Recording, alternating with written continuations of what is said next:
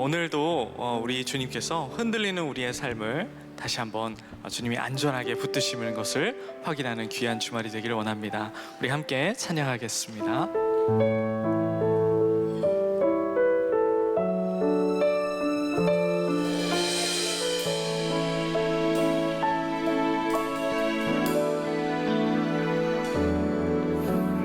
약속 이루시는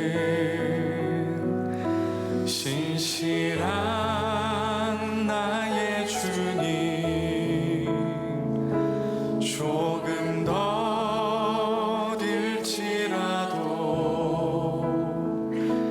그 말씀 신뢰합니다.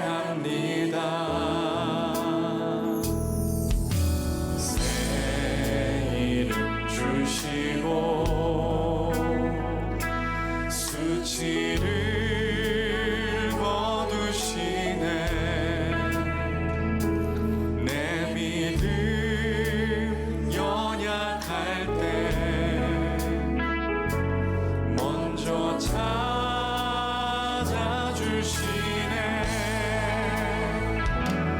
이겨놓은 싸움 승리하게 하시는 여호와 이레, 놀라운 주님, 밤하늘 별과 같은 축복의 약속 반드시 내게 이루시리라. 약속 이루시는, 약속 이루시는 우리 삶의 신실하신 주님, 신실한 나의 주님, 조금 더딜지라도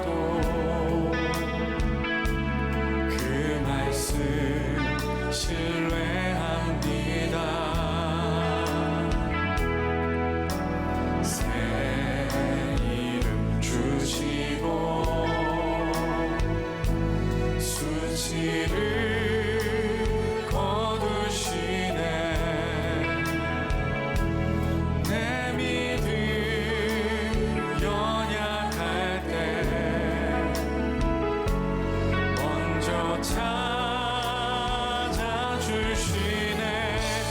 이겨놓은 싸움을, 이겨놓은 싸움 승리하게 하시는 여호와 이레, 놀라운 주님, 밤하늘 별과 같은 축복의 약속 반드시 내게 이루시리라.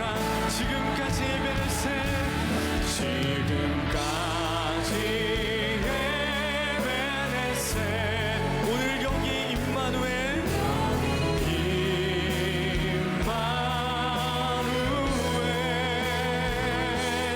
앞으로 여호와 이레, 나의 가는 길 함께하다. 다시 한번 고백할까요? 지금까지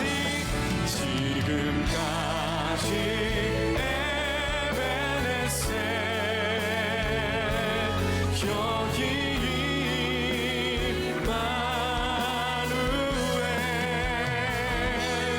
앞으로 여호와 이레, 나의 가는 길. 우리 마지막으로 고백합시다. 지금까지 인도하신 에베네셀 하나님, 까지 에베네셀, 여기 임마누엘, 앞으로 여호와 이레, 나의 가는 길 함께, 나의 가는 길 함께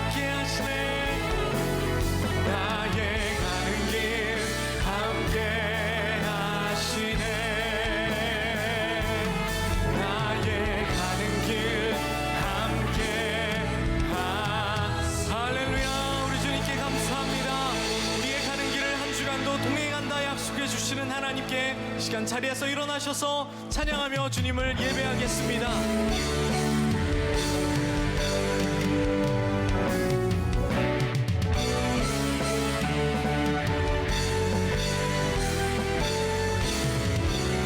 주님의 성령, 주님의 성령, 지금 이곳에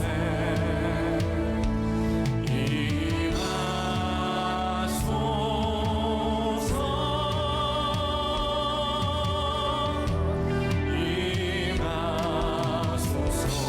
주님의 성령, 주님의 성령, 지금 이곳에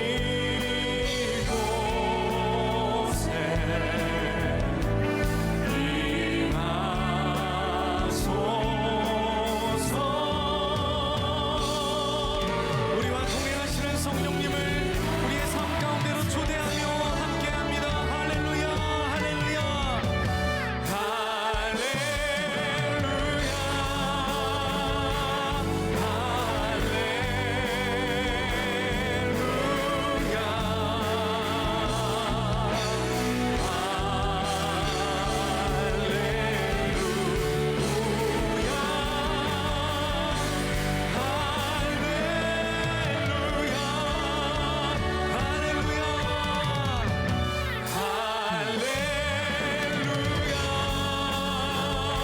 주님 영광 받아 주시옵소서.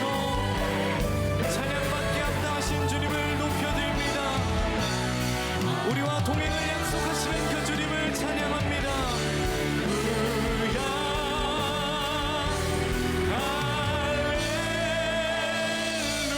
할렐루야.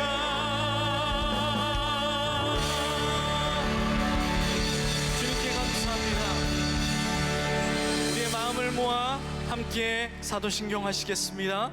나는 전능하신 아버지 하나님 천지의 창조주를 믿습니다. 나는 그의 유일하신 아들 우리 주 예수 그리스도를 믿습니다. 그는 성령으로 잉태되어 동정녀 마리아에게서 나시고 본디오 빌라도에게 고난을 받아 십자가에 못 박혀 죽으시고 죽은 자 가운데서 다시 살아나셨으며 하늘에 오르시어 전능하신 아버지 하나님 우편에 앉아 계시다가 거기로부터 살아있는 자와 죽은 자를 심판하러 오십니다. 나는 성령을 믿으며 거룩한 공교회와 성도의 교제와 죄를 용서받는 것과 몸의 부활과 영생을 믿습니다. 아멘. 다 자리에 앉으시겠습니다. 죽음의 권세 이기고 부활하신 그 주님을 우리 함께 예배합니다.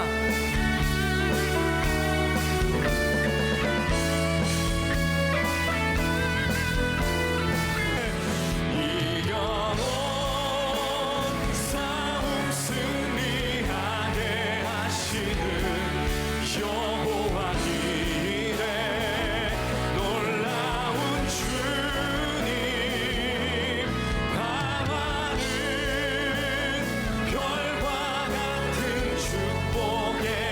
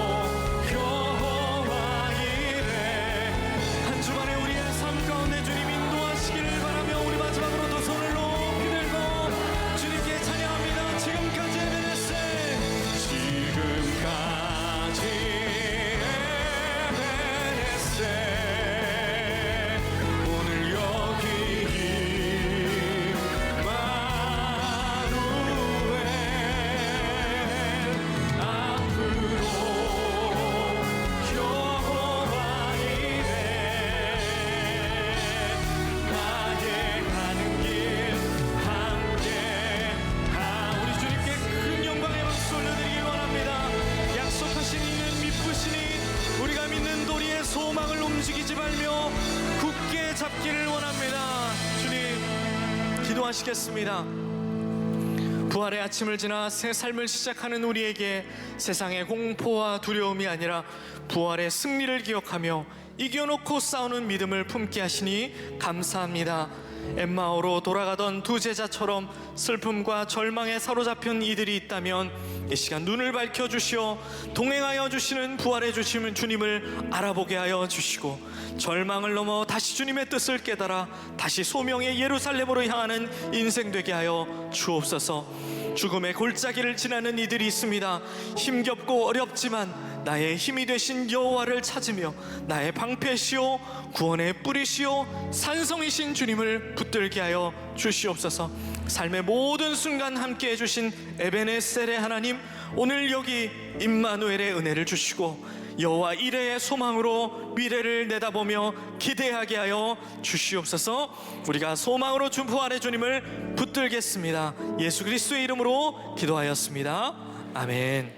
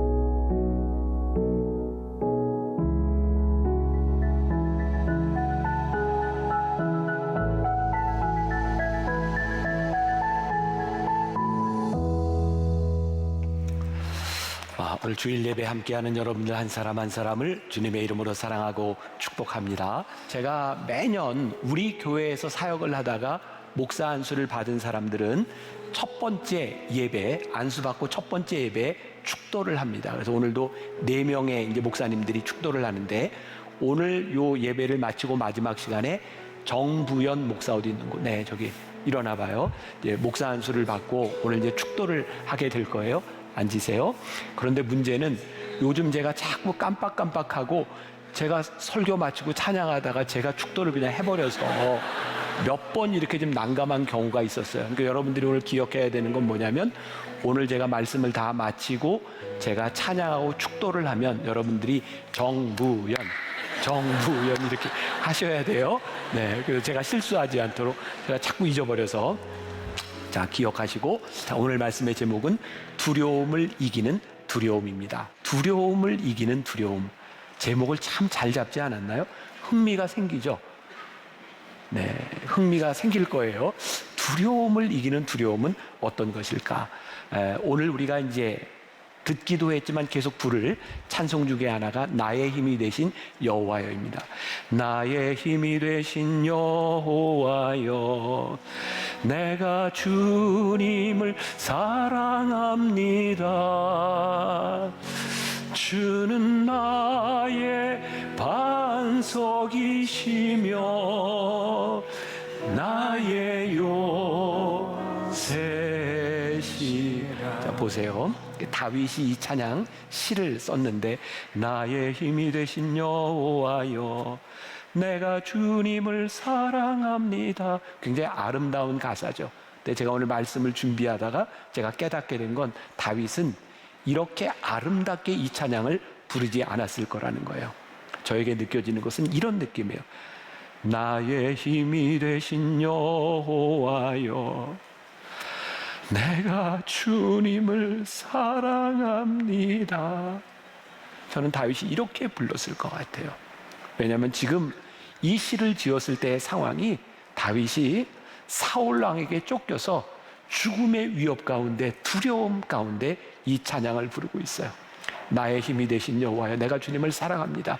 이건 아름다운 표현이 아니라 절박함 가운데서 내가 사랑하는 그 주님을 내가 기억해내지 않으면 견딜 수 없는 두려움 가운데서 이 하나님을 예배하고 있는 거죠. 저는 이 찬양의 가사 가운데서 치열함이 느껴져요. 하나님은 나의 반석이셨습니다. 하나님은 나의 요새였습니다. 하나님은 나를 건지셨고 나의 바위셨고 내 방패시고 구원의 뿌리시고 나의 산성이십니다. 나의 하나님. 그의 인생에 함께 하셨던 그 하나님을 소환해내고 있는 그의 인생의 두려움 가운데서 이 하나님을 부르지 않고는 견딜 수 없는 그 마음으로 이 시를 쓰고 있는 거예요. 오늘 저는 여러분들에게 그런 도전, 또 그런 이야기를 하고 싶어요. 혹시 여러분들 가운데, 여러분들의 인생의 두려움 가운데 있는 사람이 있다면, 여러분들의 삶의 반석이요 구원이요 뿌리 되셨던 하나님을, 내가 하나님을 사랑합니다. 그 하나님을 소환해내는 그런 시간이 되어야 되겠다. 지난주에 제가 부활절 메시지를 전하면서 제가 깊은 웅덩이와 수렁에서, 기억나세요? 부활절에 별로 이렇게 말씀하지 않는 구절인데 그 말씀을 이렇게 나누었다, 이런 이야기를 해서, 사실 부활절에 제일 많이 듣는 말씀 가운데 하나는 엠마오로 가는 두 제자의 이야기예요. 기억나세요? 엠마오로 가는. 근데 우리가 흔히 엠마오로 가는 두 제자를 이야기할 때 이런 표현을 씁니다. 예루살렘으로부터 엠마오로 내려가는 두 제자. 기저 들어보셨죠? 근데 실제 엠마오와 예루살렘 사이에는 그런 그 고도의 차이가 있어요. 예루살렘은 유다 고지에 있고, 이 엠마오는 여리고 저기 사해 분지로 내려가기 때문에 분명히 내려가고 있습니다. 근데 성경은 한 번도 엠마오로 내려갔다라는 표현을 쓰지 않습니다. 성경에는 이렇게 되어 있어요. 그날에 그들 중 둘이 예루살렘에서 25리 되는 엠마오라 하는 마을로 가면서, 누가복음 24장 13절에 엠마오로 가면서 이렇게 표현이 되어 있어요. 혹시 여러분들 서울에서 부산을 갈 때 어떤 표현을 쓰나요? 나 부산 내려갔다 올게 라고 표현하세요? 아니면 나 부산 올라갔다 올게 이렇게 쓰세요? 내려갔다 올게. 사실 이게 어떤 그 지형에 대한 문제가 아니라 우리들의 머릿속에 이곳에서부터, 수도에서부터 부산으로 내려간다, 이런 표현을 쓰고 있는 거죠. 사실 엠마오로 내려갔다라고 우리들이 생각하는 이유 가운데 하나는 단순히 지리적인 그런 이유보다는 부활하신 주님을 믿지 못하고 실망 가운데 내려가는, 굉장히 디프레션 가운데 내려가고 있는 제자들을 이야기하고 있는 거죠. 오늘 이 말씀 가운데 누가복음 24장 13절에 그날에 라고 되어 있는데, 그날은 언제냐면 예수님이 부활하신 날입니다. 예수님이 부활하신 날에 엠마오로 두 제자가 가고 있었어요. 왜 그들은 그날에 부활하신 날 거기로 가고 있었을까? 누가복음 24장 11절에 이렇게 말씀이 되어 있어요. 사도들은 그들의 말이 허탄한 듯이 들려 믿지 아니하나. 막달라 마리아와 마리아가 예수님이 부활하신 것을 보고 예수님의 제자들에게 가서 예수님 부활하셨다라고 얘기를 했어요. 근데 예수님의 제자들이 믿지 않았습니다. 부활절날. 그리고 요 두 제자도 그 말을 믿지 않고 그날에 예수님 부활하신 날에 예수님의 부활을 믿지 않고 내려가고 있었어요. 자, 15절에 보니까 이런 말씀이 있어요. 그들이 서로 이야기하며 문의할 때에 예수께서 가까이 이르러 그들과 동행하시나. 부활하신 예수님이 그들 옆에 이렇게 오셨는데 그들이 예수님을 알아봐요? 못 알아봐요? 못 알아봐요. 근데 그들이 지금 뭘 하고 가고 있어요? 그들이 서로 이야기하며 무슨 얘기를 하고 있었을까요? 한번 상상해 보세요. 그냥 한번 질러 보세요. 무슨 얘기하고 있었을까요? 예수님 죽음에 대한 이야기를 하고 있었을 겁니다. 예수님 부활하신 날 예수님이 그들 옆에 오셨으나 부활을 믿지 못하니까 그들은 예수님 죽음과 순환에 대한 이야기를 하고 있었을 겁니다. 굉장히 흥미로운 사실이죠. 부활을 믿지 못하니까 부활하신 예수님이 옆에 있어도 예수님을 알지 못하는 거예요. 자, 16절 17절에 이렇게 되어 있어요. 그들의 눈이 가리워져 그인 줄 알아보지 못하거늘 예수께서 이르시되 너희가 길 가면서 서로 주고받고 하는 이 아이가 무엇이냐 하시니 두 사람이 슬픈 빛을 띠고 머물러 서더라. 예수님과 동행하고 있으나 그들은 슬픈 빛을 띠고 있어요. 좀 여기 있는 누구의 모습일 것 같아요? 하나님 예배하러 나왔는데 부활하신 주님이 믿어지지 않으니 우리 인생의 두려움 가운데서 두려움에 휩싸여 있는 우리들의 모습. 다윗이요, 하나님의 역사를 많이 경험했는데 그에게 두려움이 찾아온 거예요. 어떻게? 사울왕이 자기를 죽이려고 쫓아올 때에 다윗이 이 두려움을 이길 수 있었던 방법은 무엇이냐면, 두려운 하나님, 여기서 두려움이라고 하는 것은 경외심이라고 표현하는 게 맞을 것 같아요. 역사하셨던 그 놀라운 경외로운 그 하나님을 그가 과거의 삶에서 기억해냈을 때 그는 눈이 밝아져 하나님이 어떤 분이신지를 보게 되고, 엠마오의 제자가 예수님이 어떤 분이신지를 보게 되는 장면이 나오는데, 누가복음 24장 30절과 31절에 보니까 성경 말씀 재밌죠? 네, 30절과 31절에 그들과 함께 음식 잡수실 때에 떡을 가지사 축사하시고 떼어 그들에게 주시니 그들의 눈이 밝아져 그인 줄 알아보더니 예수는 그들에게 보이지 아니하시는지라. 자, 이게 좀 설명이 필요해요. 예수님이 12 제자들과 함께 세종 목요일도 지나셨고 마지막 만찬도 지나셨잖아요. 그런데 아마 이 두 제자는 12 제자에 들고 있는 사람이 아니었는데 제자라고 불리우고 있어요. 어쩌면 그 만찬의 자리에 있었던 사람인 것 같아요. 예수님께서 제자들에게 떡과 포도주를 나누셨던 그 장면을 생각하고 예수님이 떡을 떼어주시는 것을 보면서 깨닫게 되죠. 아, 예수님이시구나. 그의 과거에 함께했던 예수님을 떠올리게 됐어요. 눈이 밝아져서 예수님을 보게 되었던 거죠. 32절에 이런 말씀이 나와요. 그들이 서로 말하되 길에서 우리에게 말씀하시고 우리에게 성경을 풀어주실 때에 우리 속에서 마음이 뜨겁지 아니하더냐. 아, 이분이 예수님이었구나. 우리에게 떡을 떼어주시는 분이 예수님이었구나. 예수님을 보게 되는 순간 그들이 서로 말하되 어떻게 그 순간 우리의 마음이 뜨거워지지 않았어? 그래, 내 마음이 뜨거웠어. 그들이 간증을 이야기하기 시작하는 거예요. 과거에 우리들의 삶에 역사하셨던 하나님이 우리 가운데 떠오르기 시작할 때, 나에게 반석이 되어주시고 나에게 요새가 되어주시고 구원의 뿔이 되어주셨던 예수님을 소환해내는 순간 다시 우리의 마음이 뜨겁지 아니하더냐? 그들이 간증하며 이야기하고 있는 거예요. 우리들의 삶에는 늘 업 앤 다운이 있어요. 저도 그렇고 여러분들도 그래요. 저도요, 어느 날 갑자기 이렇게 막 디프레션에 빠질 때가 있어요. 제가 조금 우울증이 있잖아요.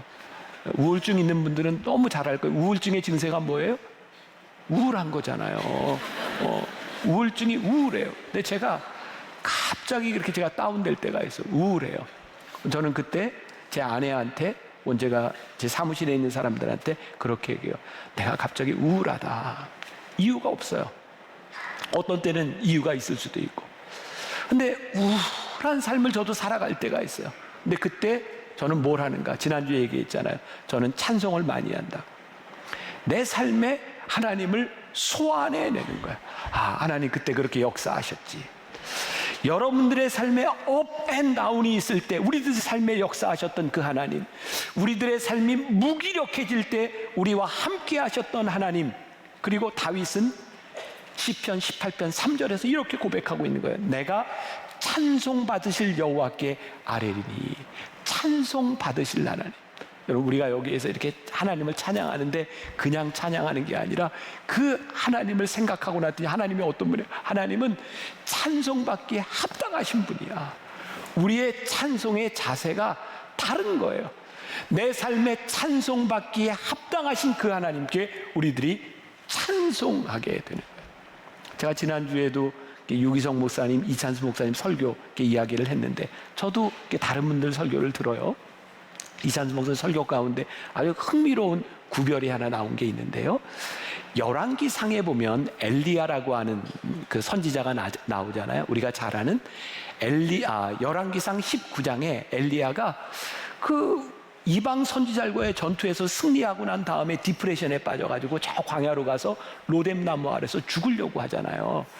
그때 엘리야가 그런 감정을 이야기해요. 하나님, 그 열왕기상 19장 10절에서 오직 나만 남았습니다. 이렇게 표현하거든요. 외로웠어요. 아주 디프레션에 빠진 거예요. 하나님, 저는 이제 더 이상 소망이 없는 것 같습니다. 저 죽고 싶습니다. 그런데 엘리야가 850명의 이방 선지자들과 싸워서 이겼던 열왕기상 18장에 가보면 엘리야가 이렇게 얘기를 합니다. 엘리야가 백성에게 이르되 여호와의 선지자는 나만 홀로 남았으나 바알의 선지자는 450명이로다. 굉장히 흥미로워요. 영적 전쟁에서 승리할 때도 엘리야는 나만 홀로 남았고, 로뎀나무 아래서 죽기를 구할 때도 엘리야는 나만 홀로 남았어요. 그러고 보니까 홀로 남아있는 게 문제가 아니더라고요. 홀로 남아있을 때 누구와 함께 있느냐가 중요하더라고요. 갈멜산에서 엘리야는 혼자 남았으나 그는 하나님과 함께 승리했고요. 엘리야는 저 로뎀나무 아래서 혼자 남았으나 하나님 안에 거하지 않을 때 그는 디프레션에 빠져서 그는 죽기를 구하는 자가 되어 있었어요. 오늘 혹시 말씀을 듣는 분 중에 우울증으로 힘들어하는 사람이 있다면 내 삶을 주관하시는 이가 누구인지를 기억하라. 나만 홀로 남아있는 것이 문제가 아니라 나만 홀로 남아있을 때에 내 삶을 주관하시는 이가 누구인지를 우리들이 기억할 때 우리들의 삶의 두려움 가운데서 두려움을 이길 수 있겠다. 얼마 전에 제가 제주로 가는 비행기를 타고 가는데요, 그날 바람이 무척 많이 불어서 비행기가 뜰 수 있느냐 없느냐 그런 때였어요. 그런데 조금 저가 항공은 그냥 가더라고요. 그래서 제가 표를 바꿔서 제가 저가 항공을 탔어요. 타고 가는데 바람이 얼마나 많이 부는지, 이게 착륙을 하려고 하다가 방송이 나오는 거예요. 이게 바람 때문에 지금 착륙을 못하고 조금 회항해서 30분 후에 착륙을 해야 될 것 같습니다. 저는 그 얘기를 듣고 30분을 기다려야 되겠네. 그리고 이제 잠이 들었어요. 자는데 같이 갔던 일행 중에 하나가 그 이야기를 듣고 목사님은 어떡하나 봤더니 바로 잠을 자더래요. 근데 제가 일어나 보니까 착륙할 때 일어나니까 사람들이 막 바람에 막 흔들리고 이러니까 막 의자를 붙잡고 막 소리를 지르고 그러고 있는 거예요. 내렸는데 저를 봤던 사람이 너무 은혜스럽더라는 거예요, 제가. 근데 저는 그런 생각을 했어요. 이제 못 내리니까 이때가 좀 잠을 좀 자야 되겠다 생각하면서 저에게는 이상한 믿음이 있어요. 아니, 내가 탔는데 사고가 날까? 하나님은 나를 지켜주셔. 그리고 또 하나 생각은 뭐냐면 내가 사고가 나서 죽을 때가 되면 내가 이제 사명 다 한 거야. 죽음이 두려운 것이기는 한데 두렵지는 않아요. 나의 힘이 되신 여호와여, 내가 주를 사랑합니다. 하나님, 내 인생 가운데 나를 지켜주셨고 나와 함께 하시는 하나님, 그런데 이 힘든 이 두려움 가운데서 나의 힘이 되신 여호와여, 내가 주님을 사랑합니다. 주는 나의 반석이시며 나의 요새시라. 저는 다윗이 이렇게 불렀을 것 같아요. 나의 하나님, 나의 하나님, 나의 하나님. 오늘 우리들이 두려움을 이기는 두려움, 우리들이 어떻게 이 세상 가운데서 우리들이 승리하며 살아갈 수 있을까? 돌아가신 저희 아버님은 이렇게 설교 제목을 참 잘 잡으셨어요. 지금 카피라이터처럼. 그 중에 하나가 이런 설교였어요. 이겨놓고 싸운다. 감동이 안 되세요? 이겨놓고 싸운다. 야, 이겨놓고 싸울 수 있으면 얼마나 좋아요. 제가 이게 싸움의 기술이라고 생각해요. 이겨놓고 싸우는 게 싸움의 기술이에요. 싸움의 기술이 뭐예요? 이겨놓고 싸우는 거예요. 야, 우리가 이겨놓고 싸울 수 있으면 얼마나 담대하게 우리들이 살아갈 수 있을까. 가끔 이렇게 운동 경기 해설하는 걸 보면 해설자가 이런 말을 종종 합니다.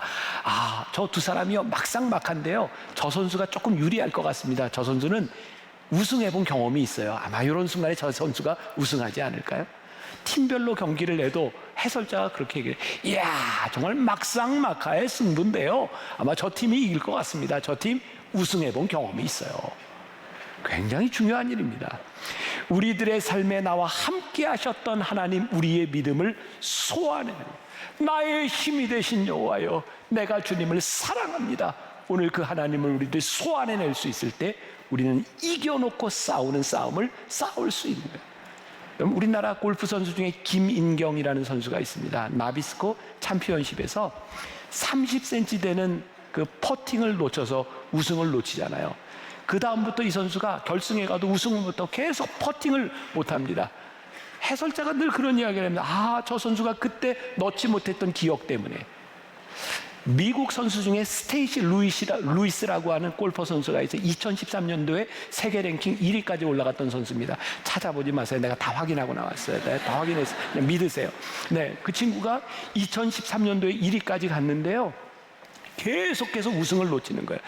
83개 대회 연속으로 우승을 못하고요, 준우승만 12번을 합니다. 그리고 결국 84번째 대회에서 우승을 하고 그때 받은 상금 19만 몇천 분들로 기억을 하고 있습니다. 그 상금을 허리케인으로 그 어려움을 당했던 사람들에게 전액 다 기부합니다. 얼마나 기뻤을까. 그 선수가 지금까지 84개 대회 동안 자기의 발목을 붙들었던 패배감을 없어지게 했던 그 승리의 기억이 이 선수에게 얼마나 기뻤을까. 여러분, 지금까지 살아오는 동안 여러분들의 삶에 많은 간증들이 있잖아요. 하나님이 함께 하셨던 우리의 믿음의 기억들이 있잖아요. 두려움이 우리들에게 찾아왔을 때 두려움이 문제가 아니라 그 두려움 가운데서 두려움보다 더 경외로우신 하나님을 우리들이 기억할 수 있을 때, 이제는 전설이 돼버린 2002년 월드컵의 주인공 히딩크가 우리나라 팀을 처음 맡았을 때 얼마나 많이 비난했어요. 기억나세요? 우리나라 팀들이 남미, 유럽 강호들하고 싸워서 계속 4대0, 5대0으로 졌다고요. 그런데 월드컵 본선 가기 전에 우리나라 팀들이 계속 아시아 팀들과 싸워서 4대0, 5대0으로 계속 이깁니다. 히딩크가 이렇게 얘기합니다. 지금 우리 선수들에게 필요한 것은 실력이 아닙니다. 이겨본 경험입니다. 이겨본 어떤 경험을 가지고 나가 싸우는 거예요. 엠마오로 가던 제자들이 부활하신 주님을 다시 만나게 되었을 때, 그들에게 떡을 떼어주시던 주님을 기억하게 되었을 때 주님 부활하셨구나. 그리고 그들의 삶이 예루살렘을 향해 올라가는 인생이 되기 시작하죠. 사망의 음침한 골짜기에서 사울에게 쫓겨 죽음의 위협을 당하던 다윗이 주님을 사랑합니다, 나와 함께 하셨던 주님을 소환해내기 시작할 때 그가 다시 올라가는 인생으로 바뀌어지죠. 그래서 시편 18편 3절에 보니까 내가 찬송받으실 여호와께 아뢰리니 내 원수들에게서 구원을 얻으리로다. 이게 NIV 영어 성경으로 보니까 이렇게 표현이 되어 있는 거예요. I called the Lord. 내가 주님을 내가 부르는데 그 주님이 어떤 분이냐? Who is worthy of praise라고 해요. 찬양 받을 만한 가치가 있으신 분. 저는 이 구절이 너무 좋은 거예요. 우리말로 찬양 받으실 이런 정도가 아니라 주님은 내 삶에 찬양 받으실 가치가 있으신 분입니다. 오늘 우리가요 예배드리고 말씀드리고 찬양하는데 주님은 제 찬양받기에 합당하신 가치가 있으신 분입니다. 우리들이 찬양할 때 얼마나 감격스럽게 우리들이 찬양할 수 있겠는가? 우리가 어떻게 이겨놓고 싸울 수 있는가? 하나님이 어떤 분이신지를 우리들이 분명히 믿는 거죠. 그분이 우리들 삶에 역사하신 것을 우리들이 고백할 수 있는 거예요. 지금 우리들에게 무슨 일이 일어나고 있느냐가 중요한 것이 아니라 내 삶에 함께 하셨던 하나님을 고백할 수 있는 거예요. 제가 요즘 오래된 우리 교인들, 잘 움직이지 못하는 분들에게 이렇게 전화로 기도해드리고 위로해요. 아마 이 중에 전화를 받으신 분들도 있을 거예요. 제가 다 하지는 못하지만 제가 생각나는 분들에게 이렇게 전화를 해요. 제 마음이 참 안타까운 게 그렇게 평생을 신앙생활하고 열심히 사셨던 분이 침상 위에서 움직이지 못하면서 디프레션에 빠져 있는 거예요. 그분의 신앙의 흔적들이 별로 보이지 않는 거예요. 아니 평생 저렇게 신앙생활을 하고 어떻게 언어가 어떻게 저렇게 변할 수 있을까? 그게 마음이 아픈 거예요. 제가 그런 기도를 해요. 하나님, 평생 동안 함께 하셨던 그 하나님이 생각나게 하여 주옵소서. 저 침상 위에서 하나님을 생각하고 하나님을 붙들고 끝까지 승리하도록 주님 붙잡아 주옵소서. 여러분들이나 저나 다 늙을 거예요. 아마 우리도 침상 위에서 죽어갈 거예요. 누가 이 길을 비껴갈 수 있겠어요? 그런데요, 우리가 그 침상 위에서 마지막 길을 갈 때 하나님, 당신은 찬양받기에 합당하신 분입니다. 나를 여기까지 인도하신 하나님입니다. 우리 인생의 두려움 가운데서 두려움을 이기는 이 찬양을 할 수 있다는 것 얼마나 놀라운 일일까? 여러분들 공중고개 아시잖아요. 공중고개를 보면 정말 환상적이잖아요. 어쩌면 저렇게 공중고개 허공에서 저렇게 돌고 손을 잡고 할 수 있을까? 그러면 공중고개를 하는 데는 어디도 예외 없이 그물을 쳐놓습니다. 연습을 할 때도 그물을 늘 쳐놓습니다. 놀라운 일은요, 그물이 없으면 사고가 나는데 그물을 쳐놓으면 사람들이 잘 놓치지 않는다는 겁니다. 그리고 진짜 멋있는 장면들이 있잖아요. 촤, 여기서 한 사람은 잡고 한 사람은 오는데 촤, 또 공중제비를 하고 딱 하다가 손을 안 잡고 밑으로 탁 떨어지고 거기에서 다시 점프하고 탁 올라서 손 잡는 거. 이거 다 실수하는 건 아시죠? 예, 되게 떨어질 때 멋지게 떨어져서 다시 올라오는 기술입니다. 우리의 인생이요, 어떻게 완전합니까? 실수하죠. 아프죠. 후회되는 일도 있죠. 그런데 하나님이 우리를 붙잡아 주시고 우리의 인생에 함께 하셨던 하나님을 우리들이 기억하며 우리의 인생의 나락에 탁 떨어졌을 때 점프하고 올라오는 거예요. 나의 힘이 되신 여호와여, 내가 주님을 사랑합니다. 주는 나의 반석이시며 나의 요새시라. 나의 힘이 되신 여호와여, 주님을 사랑합니다.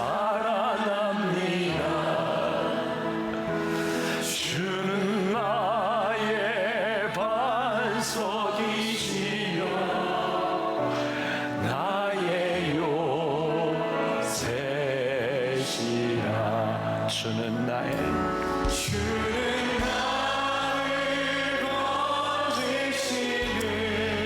나의 주 나의 하나님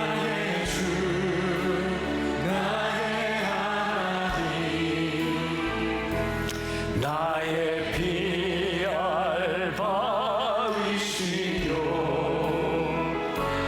나의 방패시라. 나의 하나님 그렇습니다. 하나님 찬양받기에 합당하신 하나님, 우리를 여기까지 인도하신 하나님,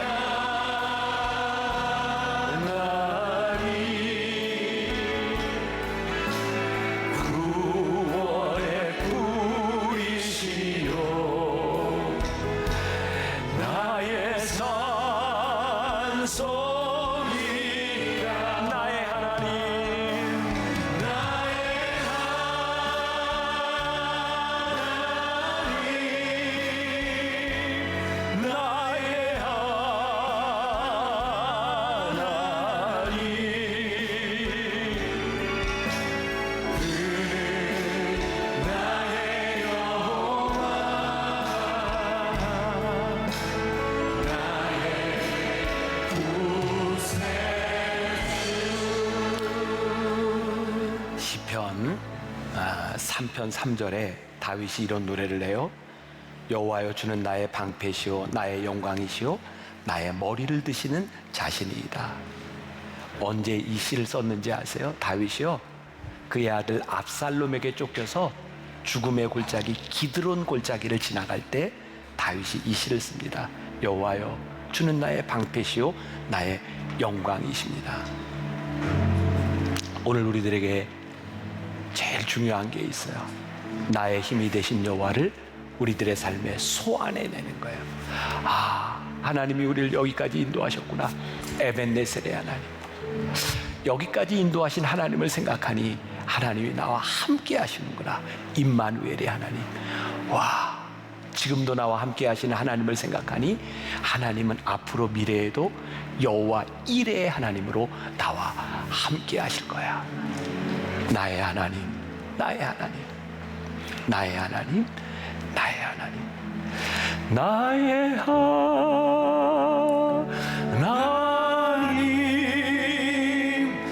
나의 하나님,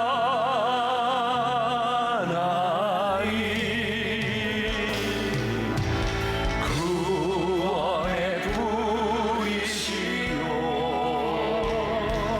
나의 산성이. 우리 믿음으로 나의 하나님,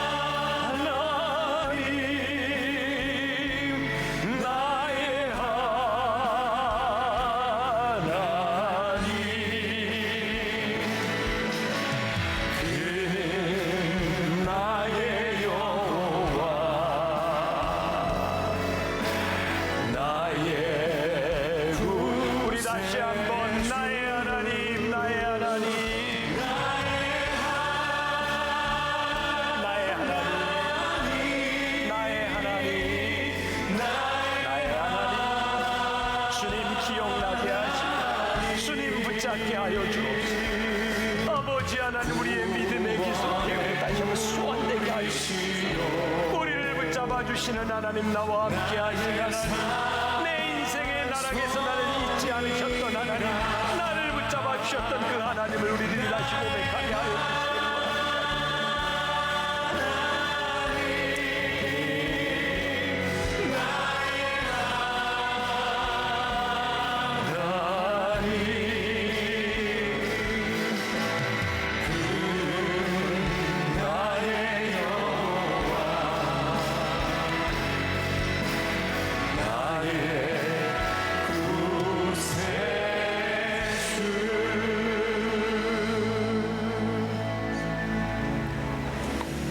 주님, 오늘도 이 자리에 모인 우리를 기억하여 주옵소서. 두려움과 슬픔에 눌린 우리를 주의 능하신 손으로 일으키시고 눈을 들어 부활의 주님을 바라보게 하옵소서. 이미 우리 곁에 계신 주님을 믿음의 눈으로 보게 하시고 외로움과 고통 속에서도 변함없이 함께 하신 주님을 찬송하게 하옵소서. 에베네셀의 하나님, 임마누엘의 하나님, 여호와 이레의 하나님, 영원부터 영원까지 변치 않으시는 주님께서 앞으로도 우리를 붙드시고 끝까지 인도하여 주옵소서. 오늘도 주 앞에 나와 마음을 다해 예물을 드립니다. 드리는 이 예물을 기쁘게 받아주시고 주의 뜻을 따라 복되게 하시며 우리의 삶도 주의 영광을 위해 온전히 드려지게 하옵소서. 지금은 우리 주 예수 그리스도의 은혜와 하나님 아버지의 무한하신 사랑과 성령님의 인도하심이 두려움에 무너지지 않고 부활하신 주님을 바라보며 이미 주어진 승리를 따라 담대히 나아가는 당신의 사랑하는 모든 백성들 위해 지금부터 영원히 함께 하시기를 간절히 축원하옵나이다. 아멘.